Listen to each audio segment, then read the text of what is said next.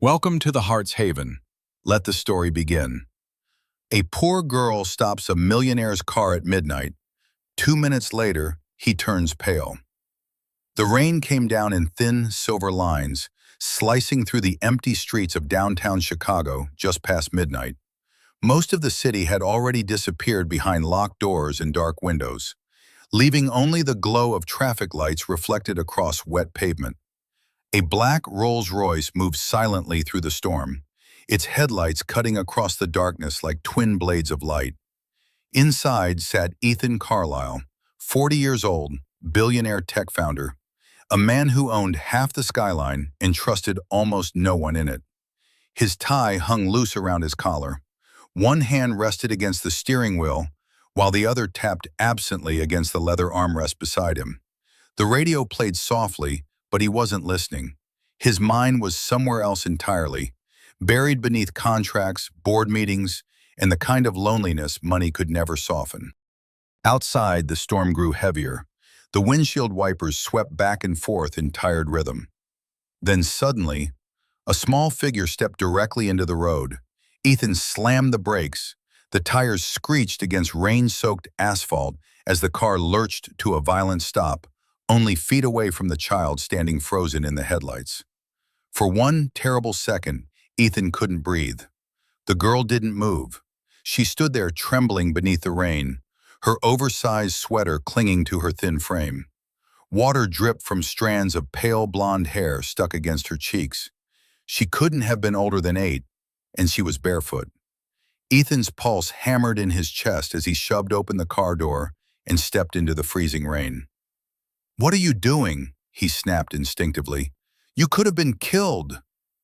The little girl flinched at the sound of his voice, but she didn't run. Instead, she tightened her arms around something pressed against her chest, a worn, stuffed rabbit. Its fur was faded gray, with one missing button eye. The girl looked up slowly, her lips trembling from cold more than fear. "Please," she whispered, "don't drive away." Something about her voice hit him strangely. Not loud, not dramatic, just small, exhausted, like someone who had already used up all her strength before this moment even began. Ethan exhaled sharply and glanced around the empty street. No parents, no nearby cars, no sign anyone was looking for her. "What are you doing out here alone?" he asked. The girl hesitated. Rainwater rolled down her face as she reached into the pocket of her sweater with shaking fingers. "My mommy said," she whispered carefully, "you'd recognize this." She held up a silver necklace. The moment Ethan saw it, the color drained from his face. His body went completely still beneath the rain. No, that wasn't possible. The necklace swung gently from the child's tiny hand, illuminated by the Rolls-Royce headlights. A silver crescent moon with a tiny sapphire embedded at its center. Ethan knew every scratch on it, because 15 years ago, he had designed it himself, for Clara Bennett, the woman who disappeared from his life without a goodbye, the woman he had spent years trying to forget. His throat tightened. The little girl stared at him with wide blue eyes that somehow looked painfully familiar. "My mommy said," she whispered softly, "if I ever got scared, I should find Ethan Carlisle." The city seemed to vanish around him. The rain, the traffic lights, the distant sound of sirens somewhere downtown. All of it disappeared beneath one crushing realization spreading through his chest. And 2 minutes after stopping his car, Ethan Carlisle finally understood why fate had placed a frightened little girl in the middle of the road at midnight. Ethan Carlisle stared at the silver necklace as rainwater slid down his face and disappeared beneath the collar of his coat.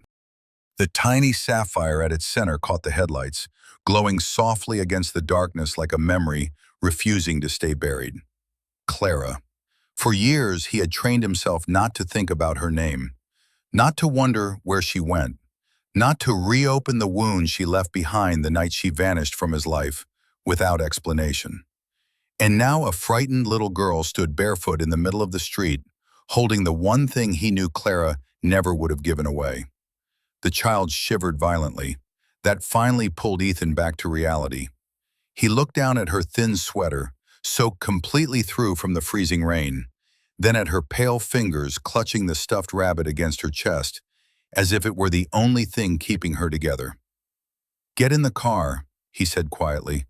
The girl hesitated. Ethan softened his voice. "You are freezing." For a second she studied him carefully, like children do when life has taught them not to trust too easily. Then she nodded once and climbed slowly into the passenger seat. Warm air immediately filled the cabin as Ethan shut the door behind her. The little girl sat perfectly still, not curious, not excited, just exhausted. Rain tapped softly against the windows while Ethan circled back around to the driver's side. The moment he slid behind the wheel, he noticed the way she held the stuffed rabbit tighter once he entered, almost instinctively protecting it, or protecting herself. He turned the heater higher. "What is your name?" he asked after a long silence. The girl looked down at the rabbit before answering. "Lily." Her voice was barely above a whisper. "How old are you, Lily?" "8." Ethan nodded slowly, though something inside him tightened again. 8 years old and alone on the streets after midnight. It made no sense. He glanced toward her feet resting carefully against the leather seat. They were red from cold. Jesus. Without speaking, Ethan removed his coat and handed it across the console. Lily blinked in surprise before slowly wrapping it around herself. The heavy wool nearly swallowed her whole. "Thank you," she whispered. The words landed strangely in Ethan's chest. Genuine, careful, like she was not used to kindness lasting very long. He swallowed hard and started the engine again. "Where is your mother?" Lily stared out the rain-covered window. "She is sick." "What kind of sick?" The little girl hesitated. "The kind where she sleeps a lot now." A quiet ache spread through the car. Ethan tightened his grip on the steering wheel. Outside, downtown Chicago blurred into streaks of gold and silver beneath the storm. Storefronts were dark. Traffic was almost gone. Only the occasional taxi passed beneath glowing streetlights. For years, Ethan had driven these streets feeling nothing at all. Tonight felt different. Tonight, the silence inside the car felt alive. "She told me to find you," Lily said suddenly. Ethan glanced toward her. "She said if things got bad, I should stand in front of your car because you would stop." His breath caught. Clara had known him that well once. Too well. He looked at Lily again, really looked at her this time. The shape of her eyes, the small curve of her jaw, the nervous way she twisted the rabbit's ear between her fingers. Something deep inside him began unraveling. Not yet certainty, but something terrifyingly close. "Where is your mother now?" he asked quietly. Lily reached into her pocket and unfolded a damp piece of paper with careful hands. An address. Ethan looked down at it and felt his stomach drop. A rundown apartment building on the far south side, nearly 40 minutes away. He looked back at the child sitting beside him. Tiny, freezing, trusting him anyway. Then Ethan pressed the accelerator gently into the floor, and the black Rolls-Royce disappeared deeper into the sleeping city, while rain continued falling endlessly around them. The farther south they drove, the more the city changed. Downtown glass towers disappeared behind them, replaced by old brick buildings, flickering neon signs, and quiet streets washed silver beneath the rain. The storm had eased into a cold drizzle now, but the wind still rattled against the windows of Ethan's Rolls-Royce as it moved through neighborhoods he had not visited in years. Lily sat curled quietly beneath his coat, the stuffed rabbit resting in her lap. She had not asked for food, had not asked where they were going, had not complained once. That unsettled Ethan more than anything. Children were supposed to ask questions. They were supposed to talk too loudly and fidget and complain about being tired. But Lily sat with the stillness of someone much older, someone used to surviving. Ethan glanced toward her again at a red light. Her eyes were fixed on the rain outside the window, distant and thoughtful. "You can sleep if you want," he said gently. She shook her head almost immediately. I have to stay awake. Why? Her fingers tightened around the rabbit's worn ear. Because Mommy gets scared when she wakes up alone. The words landed softly, but they hit Ethan harder than he expected. He looked away quickly, focusing on the road ahead. 40 minutes earlier, he had been driving through the city thinking about quarterly reports and investor meetings. Now he was crossing Chicago in the middle of the night with a frightened child who carried pieces of Clara Bennett like scattered fragments of a life he thought was long buried. The navigation screen finally announced the address. Ethan slowed the car. The apartment building stood near the corner of an aging block, lined with rusted fire escapes and dim streetlights. Several windows were dark. Others flickered with pale television glow behind thin curtains. The building itself looked tired. Not dangerous, just forgotten. Lily immediately sat straighter. That is home, she whispered. Ethan parked along the curb and stared up at the building in silence. Rain dripped steadily from the edge of the roof, while an old heater rattled somewhere behind the walls. A strange feeling settled into his chest. Fear. Not business fear, not financial fear. Something deeper. Human. Lily reached for the door handle, but Ethan stopped her gently. Wait. She looked back at him. Does your mother know you left tonight? Lily nodded slowly. She told me to go. At midnight? She said it was important. Ethan swallowed hard. Nothing about this felt normal, but somehow, deep down, he already knew this night was about to change his life in ways he could not yet understand. He stepped out into the cold rain and hurried around the car to open Lily's door. She climbed down carefully, still wrapped in his oversized coat. Standing beside him beneath the streetlight, she looked impossibly small. The stuffed rabbit dangled from one hand, the silver necklace from the other. Ethan noticed then that the rabbit had something stitched onto its tiny faded paw. A name. Clara. His breath caught again.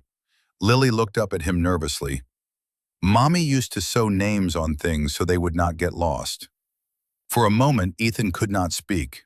Memories crashed into him all at once. Clara sitting cross-legged on her apartment floor years ago, laughing softly while sewing patches onto old clothes. Clara teasing him because he could build billion-dollar companies but could not thread a needle properly.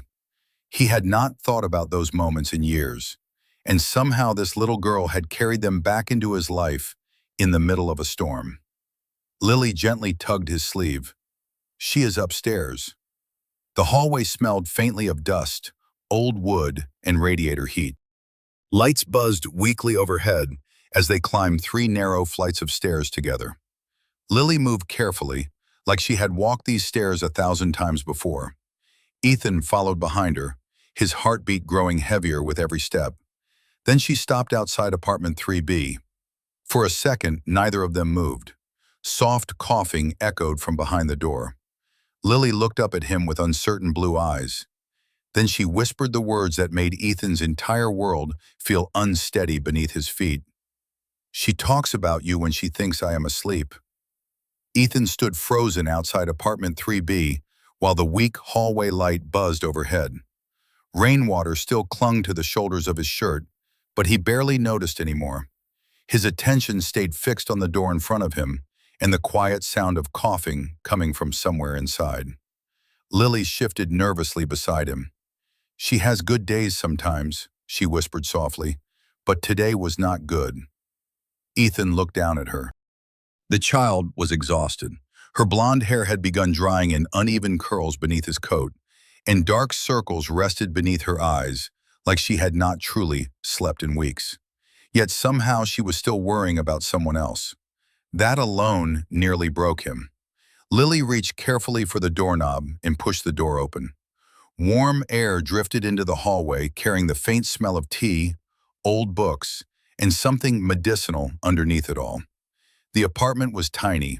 A worn couch sat against one wall beneath a flickering lamp.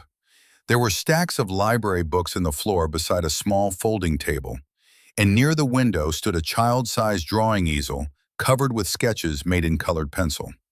Despite the poverty, the apartment felt strangely gentle, lived in, loved. Ethan stepped inside slowly.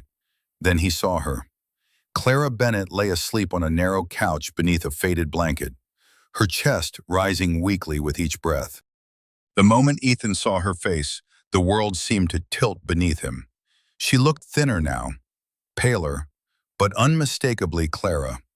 For years, he had imagined this moment 1,000 different ways: angry confrontations, tearful explanations, questions he had rehearsed alone in silence at 3 in the morning.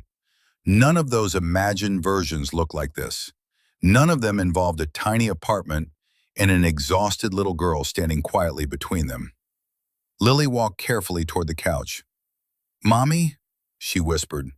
Clara stirred faintly but did not fully wake. Ethan could not move. His chest tightened so hard it almost hurt.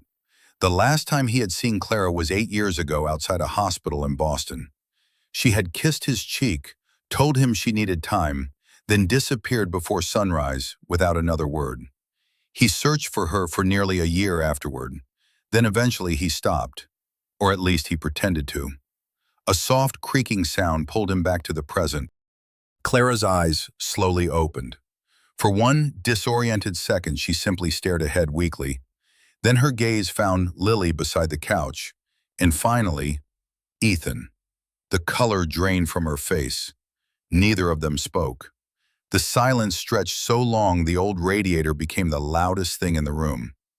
Lily looked nervously between them. "Mommy, I found him."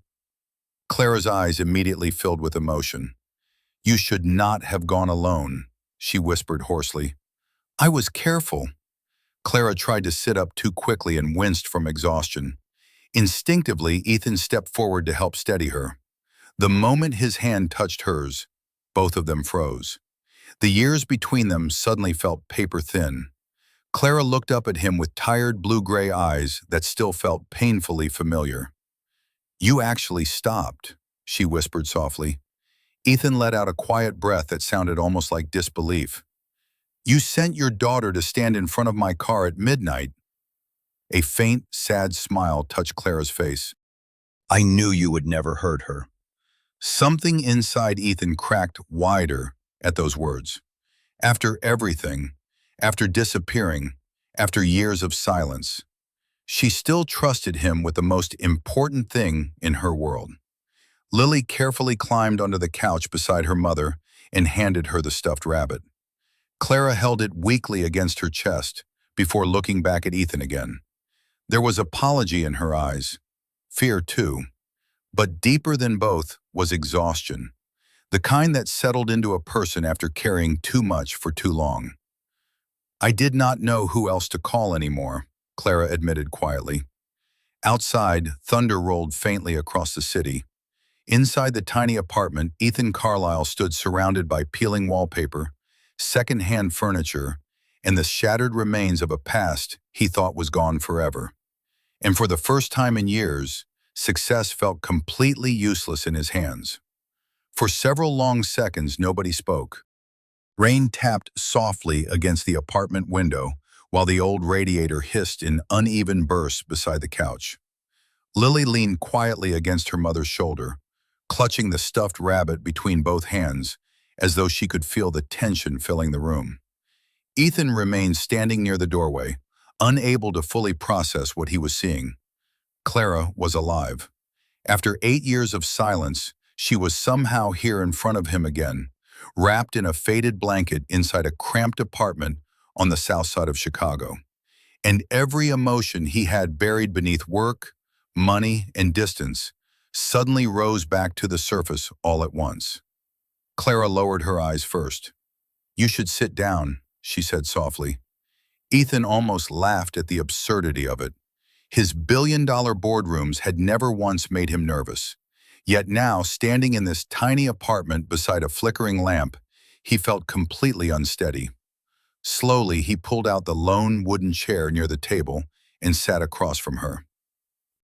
Lily looked between them carefully. "You know each other," she whispered. A shadow of sadness crossed Clara's face. "A long time ago." Ethan stared at her, You disappeared. The words came out rougher than he intended. Clara nodded faintly, as if she had repeated that truth silently to herself for years. I know. Do you have any idea how hard I searched for you? Her fingers tightened around the rabbit. I did not want you to. The answer hit him harder than anger would have. Ethan leaned back slowly, running a hand across his face. Exhaustion settled into his bones now that the shock was fading. Outside, a siren echoed faintly several blocks away before disappearing into the storm. Finally, he looked at Lily. The little girl had fallen half asleep against her mother, still wrapped inside his oversized coat. Her tiny shoes sat drying beside the radiator. And suddenly the question he had been avoiding became impossible to ignore anymore. His voice lowered carefully. How old is she? Clara looked at him quietly for a long moment. Then she answered, 8. The room went silent again. Ethan's chest tightened so sharply he could barely inhale. 8 years. 8 years since Clara vanished from Boston. 8 years since the last night he held her. His eyes slowly moved toward Lily again. This time he saw it fully. The familiar eyes, the shape of her smile even in sleep, the stubborn crease between her brows that mirrored his own when he concentrated. His heartbeat became uneven. Clara, he whispered. Tears filled her eyes instantly. I wanted to tell you, she admitted softly, more times than you could imagine. Then why did you not? Clara looked toward the dark window. Because when I found out I was pregnant, your company was collapsing. Your father was dying. Reporters followed you everywhere. You were drowning already. Her voice trembled slightly. And I was scared that if I stayed, I would become one more thing pulling you under. Ethan stared at her in disbelief. So instead you vanished with my child? Pain flickered across Clara's face, but she did not argue. I thought I was protecting you, she whispered. The words shattered something inside him. Years of loneliness. Years of wondering why he was never enough for someone to stay. And now, sitting in a tiny apartment lit by a failing lamp, Ethan Carlisle realized a life he thought he lost had been quietly breathing somewhere in this city all along. The apartment grew quieter after that. Not empty quiet, heavy quiet. The kind that settles over people when too much truth has entered the room too fast. Lily had finally fallen asleep completely against Clara's side, the stuffed rabbit tucked beneath her chin. One small hand still clung weakly to Ethan's coat, as though even in sleep, she was afraid warmth might disappear if she let go. Ethan stared at her for a long moment. His daughter. The words still felt unreal inside his mind. Across from him, Clara looked exhausted. Not just physically, but emotionally, like carrying this secret for years had slowly worn her down, piece by piece. You should have told me, Ethan said quietly. I know. You let me believe you stopped loving me. Clara lowered her eyes. That was easier than letting you give up your life for me. Ethan shook his head slowly in disbelief. You really think loving you would have ruined my life? Tears filled Clara's eyes again, though she quickly looked away before they could fall. Outside, the rain had finally begun to weaken. Water slid softly down the apartment windows, while distant thunder faded farther across the city. For the first time in years, Ethan noticed how tired he truly felt.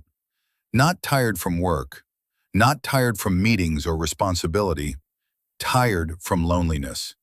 His entire adult life had become an endless cycle of airports, conference rooms, investors, and empty penthouse nights. Every success only made the silence louder when he came home. And now suddenly there was a sleeping child holding onto his coat like he mattered. The realization nearly undid him. A weak cough pulled his attention back to Clara. Instinctively, Ethan stood. You need a doctor. I cannot afford another hospital visit. You are past worrying about bills. A faint smile touched Clara's face. Still trying to fix everything with money? The words would have irritated him years ago. Tonight they only hurt because they were true.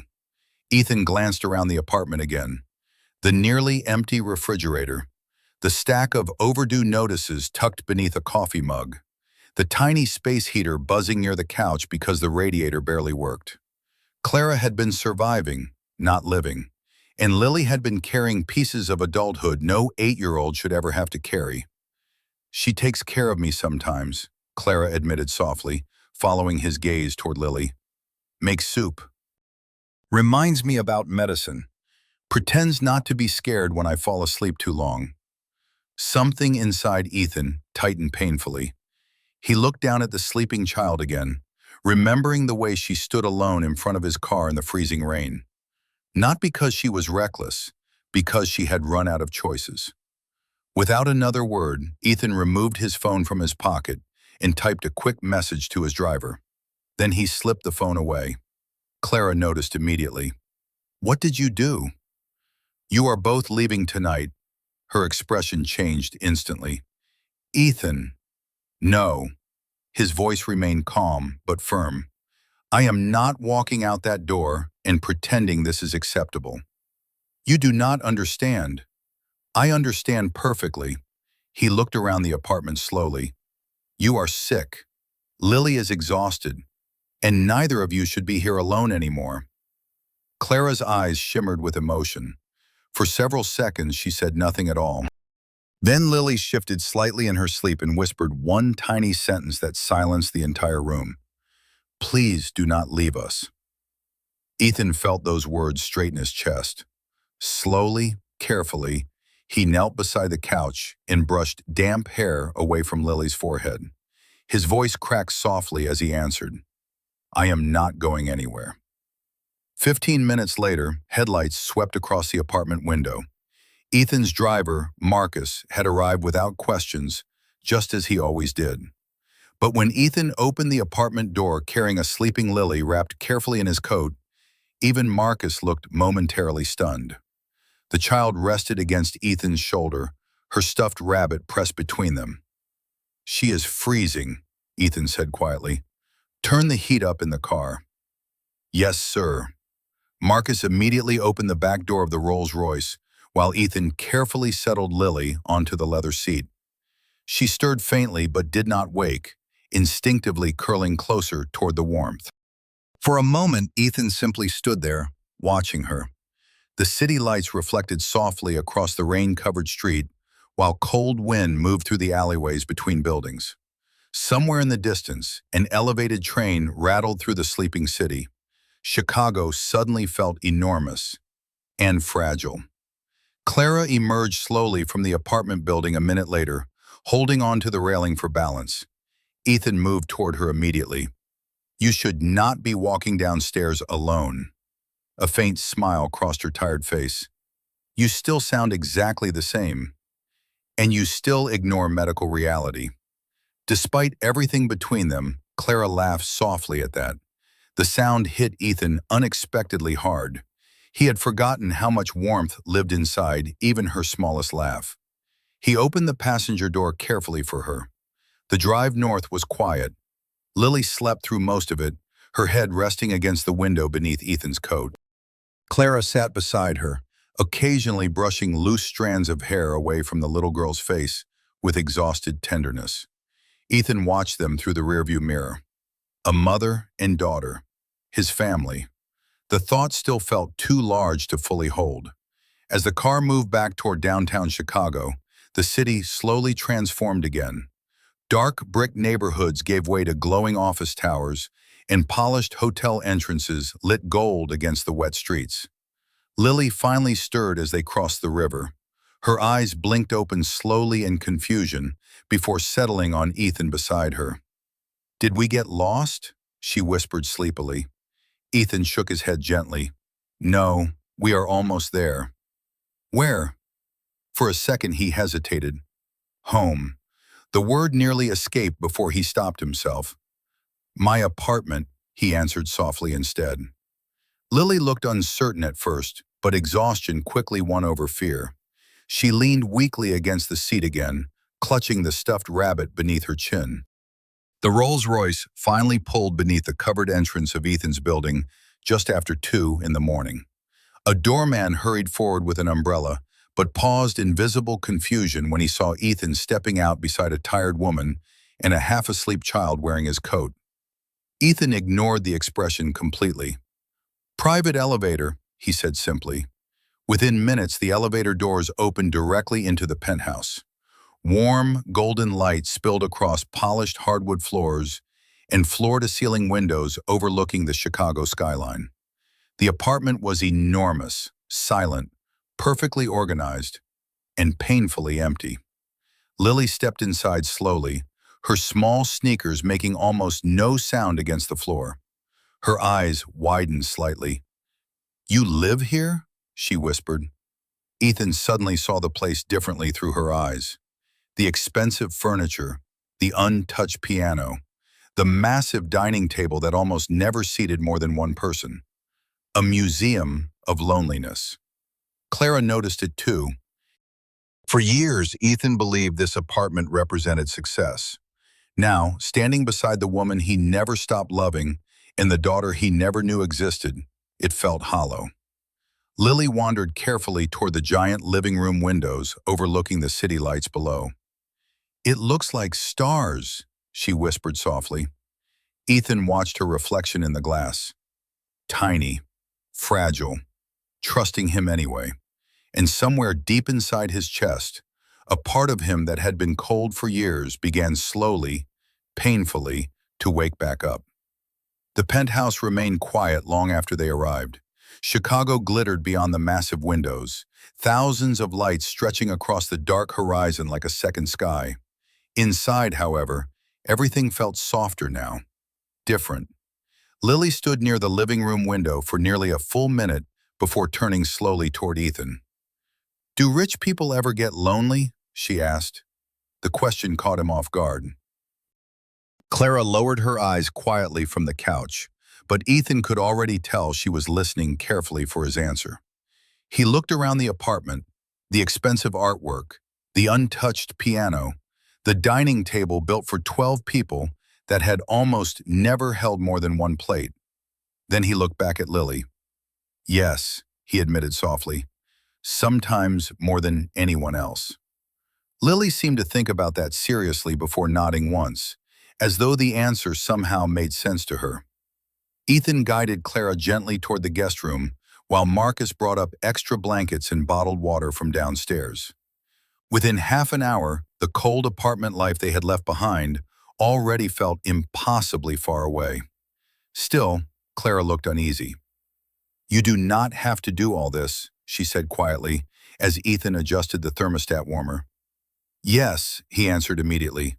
"I do." Their eyes met. Years of distance lived inside that silence. Regret, love, questions neither of them were ready to unpack yet. A small sound interrupted them. Lily had wandered slowly into the kitchen. Ethan paused when he saw her staring at the refrigerator like she was unsure whether she was allowed to touch anything. His chest tightened again. "When did you last eat?" he asked gently. Lily looked toward her mother first before answering. "This morning." It was already nearly 3 o'clock at night.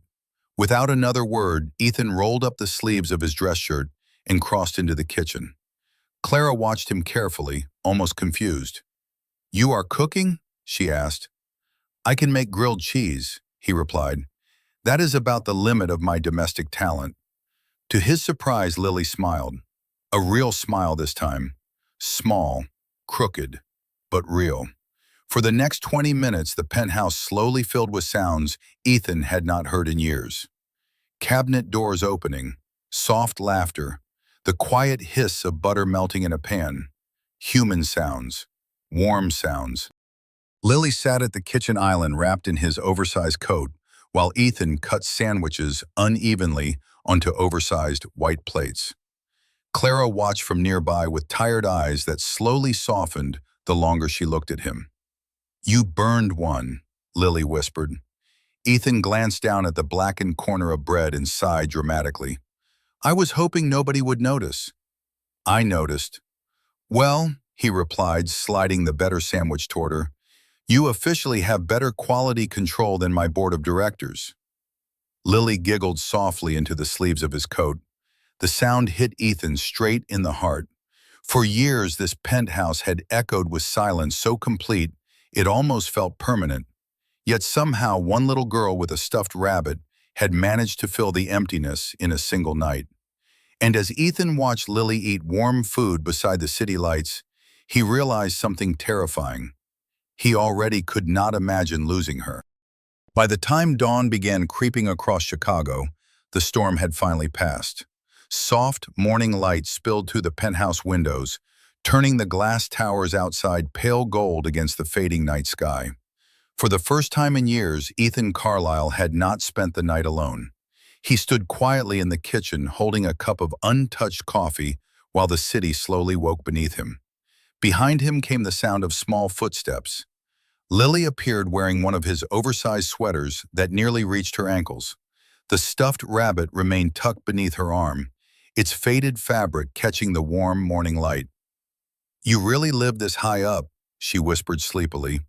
Ethan smiled faintly. "Apparently." Lily wandered toward the giant windows again, staring out at the skyline with quiet wonder.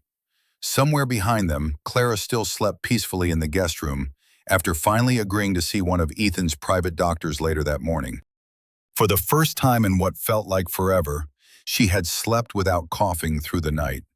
That alone felt like a miracle. "You know what I like best about this place?" Lily asked softly. Ethan leaned against the kitchen counter. "What?" She pointed toward the sunrise. "It feels warm." The words nearly broke him. Not expensive, not fancy, warm. All the things Ethan spent years building had never once made his home feel that way until now. Lily climbed carefully onto one of the dining chairs and noticed a framed business magazine sitting near the counter. Ethan's photograph covered the front page beneath bold headlines about success, wealth, and power. She studied it seriously before looking back at him. "You look sad in this picture." Ethan blinked in surprise. Most adults never notice that, but children always saw the truth first. "I think I probably was," he admitted quietly. Lily considered that for a moment, then reached into her pocket and pulled out the silver necklace once again. "My mommy kept this because she said, 'People can lose each other without meaning to,'" she whispered. "But if love is real, sometimes they find their way back." Ethan stared at the necklace in silence while emotion tightened painfully in his chest. Years ago, he thought success would protect him from heartbreak. Instead, it only built walls around him so tall he almost missed the people who mattered most. Then one frightened little girl stepped into the middle of the road and changed everything. A soft sound behind him made Ethan turn. Clara stood quietly near the hallway wrapped in a blanket, her tired eyes resting on both of them. Morning sunlight touched her face gently now, softening years of hardship into something almost peaceful. For a long moment, none of them spoke. They did not need to. Because somehow, after years of loss, silence, and loneliness, the three of them were finally standing in the same room together. And for the first time in a very long while, Ethan no longer felt like a man merely surviving his life. He felt like someone finally coming home. Sometimes the smallest hands are the ones that pull us back toward the light, and sometimes the people we think we lost forever are only waiting for us to stop long enough to see them again.